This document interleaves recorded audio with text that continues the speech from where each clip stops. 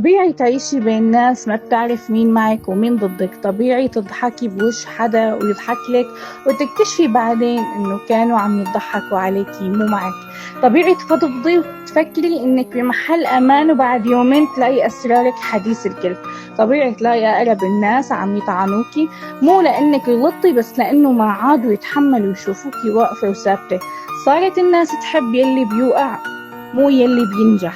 بس يلي مو طبيعي انك تضلي تبرري للناس اللي اذتك، تضلي تفتحي قلبك لكل مين بيطرق بابه وتقولي يمكن هالمرة غير، يمكن هالشخص مختلف، وترجعي تنصدمي. مو ضعف انك طيبة، بس الضعف انك ما تتعلمي الوجع.